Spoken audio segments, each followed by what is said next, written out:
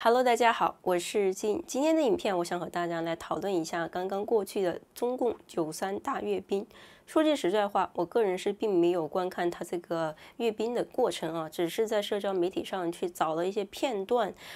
选择性的看了一下，就单瞟那几眼，其实也把我给恶心坏了，差点把早餐都吐出来了。特别是当我看到这个新的3个轴心国的最高领导人红太阳并肩出场的时候，再配上那个独裁国家专有的恢宏叙事的音乐节奏啊，那个扑面而来的那种憨傻与乡土气息啊。然后呢，这个普大帝小学博士站在中间的 C 位，旁边是这个金三胖啊，然后被中共国的粉区给称作世纪同框。那我作为一个旁观者呢，我看到这样的画面，我真的是忍俊不禁啊，就觉得这3个人就是一个全世界的小丑。那我看了一下下面墙外的网友的评论，都是非常的有才。比这个大阅兵本身好看1000倍万倍。譬如说，有一个网友说了啊，9月3号大家出门的时候一定要注意防晒呀，因为有2个红太阳同时出现。然后又有网友说到，这就是一场新的法西斯成员的狂欢派对呀。那我觉得以上这2个网友都相当的有才，形容的非常的贴切。那我个人没有观看他这个93大阅兵，除了我觉得特别的恶心，我不想自我恶心之外呢，更重要的是我并不觉得他这场阅兵有任何的亮点，有任何让人刮目相看、遥遥领先的地方啊。他这场阅兵呢，其实说到底还是一些陈词滥调，就是向世界去展示啊，你看我们中国多么强大，多么遥遥领先，把他那些破铜烂铁都拿出来展示一遍。那如果说你了解中国的这个阅兵的程序的话，你就会知道它是一场劳命伤财的表演秀。因为中共国它这种独裁的国家啊，它讲究什么都要整齐划一，要完美的统一的把那些参加阅兵的人不当作人一样的去训练。很多人都感慨说啊，中共国的这个阅兵，你看那些参加阅兵的士兵们全部都整齐划一，没有分毫之差。有许多不明事理的人会感叹，哇，中国就是牛逼呀，连这个阅兵的士兵都可以做到这样的整齐，这不是人类可以做到的啊！但是我作为一个旁观者，我看到的是，这就是独裁者的审美呀！独裁者要求的整齐划一，是完全丧失了人性的。他为什么要把一个有血有肉的人当做机器一样去训练出来这样的效果呢？就是为了满足他们那个自卑又狂妄的内心。他就向外界展示啊，你觉得不可能完成的事情，我们中国人就可以做得到。但是去通过这样的方式向世界展示所谓的实力，又有什么意义呢？那除了以上这种毫无人性的这种魔鬼式的训练之外呢，更多的是他们会集中力量办大事。即使说现在的中国经济非常的萎靡，有很多的年轻人都已经失业了，然后吃不上饭呢，但是中共政府还是要不遗余力的去把全部的资源、全部的钱财拿来做这种面子工程，做一个大型的秀给全世界去看，都只不过是中共做出来的又一个面子工程，又一场秀罢了。这是从人民和经济的角度去探讨它这个93大阅兵。那如果从这个历史的真相，从这个2战的真相，从日本向谁投降的这个真相方面去讨论，就更加的讽刺和打脸呢。众所周知，2战之所以会胜利，日本之所以会投降，和中共是没有半毛钱关系的，是因为美国和中华民国当年抗日的是中华民国，是国民党，是蒋介石在顽强抗争。大家可以看一下日本当年的投降书当中的内容，大家可以看这2个重点啊，说的是啊，向谁投降？中华民国向蒋委员长无条件投降，不是向毛泽东，不是向共产党，是向中华民国，向蒋介石投降。那其次就是二战之所以会胜利，日本之所以会向蒋介石投降，向中华民国投降，是因为美国的加入。如果当年没有美国的参战，投几个导弹去打击日本的话，那可能现在整个亚洲都属于日本了。这个世界上再也不会有一个国家叫做中国，也不会有一个政党叫做共产党了。那所以说，这个二战胜利、反法西斯胜利，它所谓的80周年的纪念日，这个功劳、这个胜利是属于国民党，是属于中华民国，是属于台湾，是属于美国的，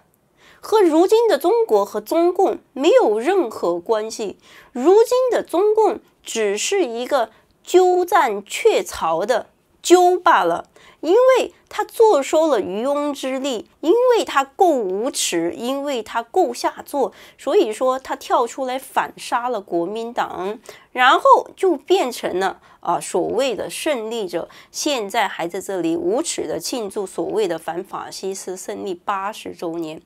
但凡是读过真实历史，但凡是对这一段历史有一点了解的人，都会觉得他这个93大阅兵，他这个庆祝的典礼是多么的讽刺和丢人现眼。人家真正的抗战者，台湾的国民党，即使说现在的国民党已经沦落成了中共的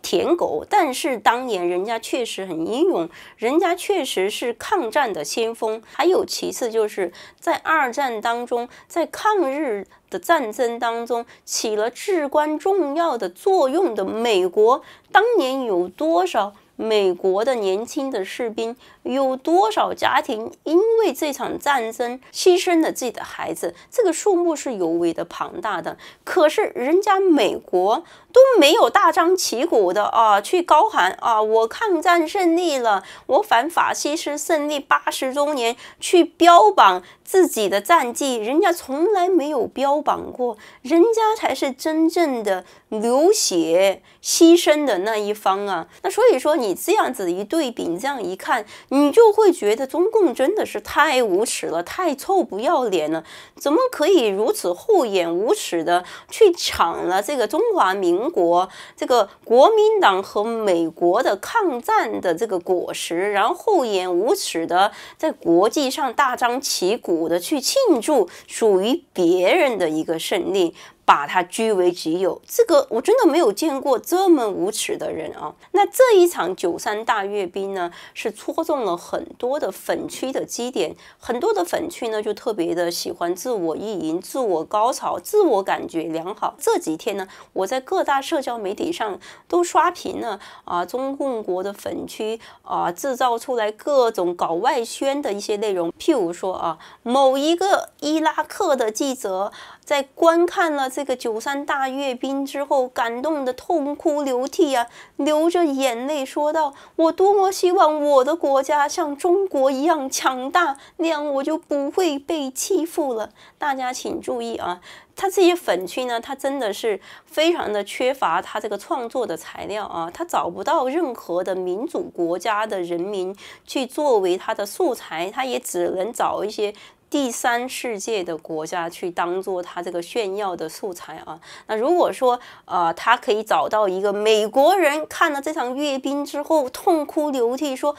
我多么希望我的国家像中国一样强大，那样的话我就服了他偏偏要找一个伊拉克的，我觉得真的是在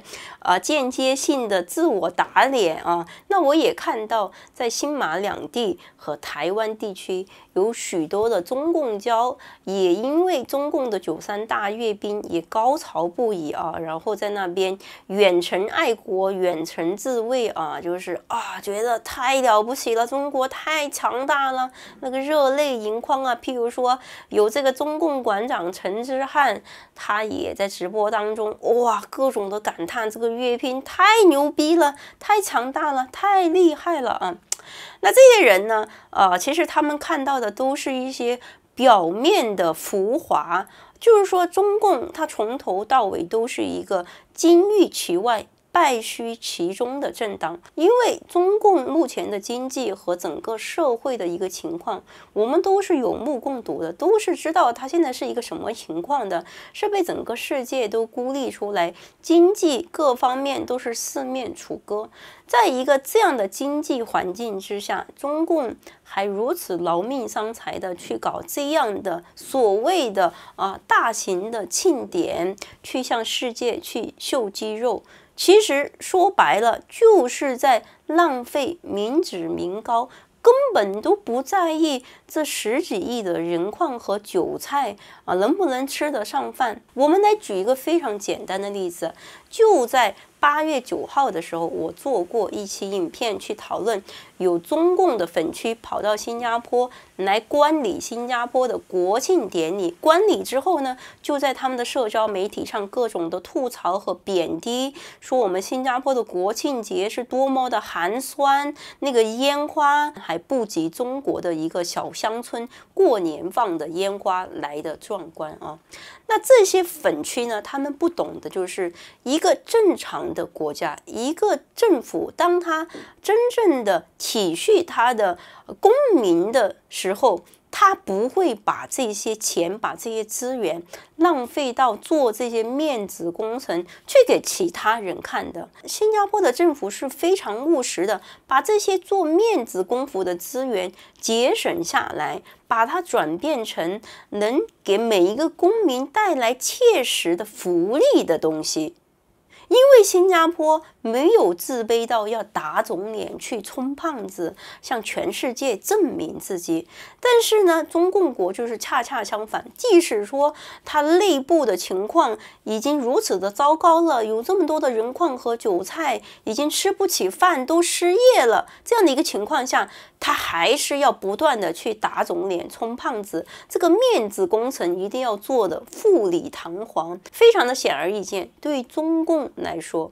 这些人矿和韭菜是没有他的面子重要的，让人家觉得他很厉害，他很强大是最重要的。但是就是一个这样的情况，还是有10几亿的人矿和韭菜，这些无脑的粉区为他摇旗呐喊，跪在地上感恩戴德，真的是非常的荒谬与滑稽。那以上是我对中共的93大阅兵的一个看法。那下面还想和大家来聊一聊啊，那我前几天呢做了一期影片去讨论我们新加坡的李资政李显龙先生在93大阅兵之前的前2天呢，是出访了日本，接受了日本首相和天皇授予他的这个旭日大寿章的这个荣誉啊。那当时呢，我就做了影片去报道这个新闻。那我当时呢，我就做了一个大胆的预测，我说中共国的粉区和中共国一定会跳出来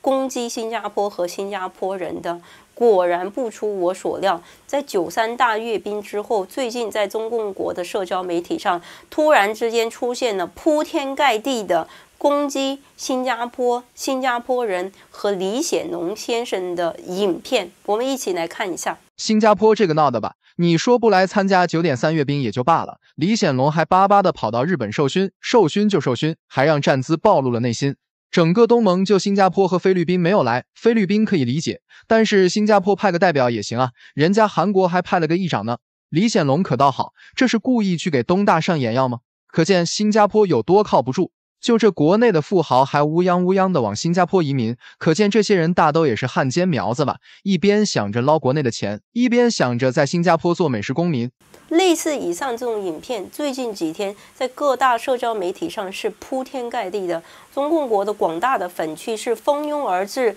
是一致攻击和抵制新加坡啊。那我当时呢就做了大胆的预测，就是李显龙先生去接受他这个旭日大寿章，一定会激怒中共的广大的粉区的，因为他们这些粉区是不讲事实、不讲历史的，他们就喜欢各种的扣帽子，各种的凭空捏造。那事实的情况是什么呢？事实的情况是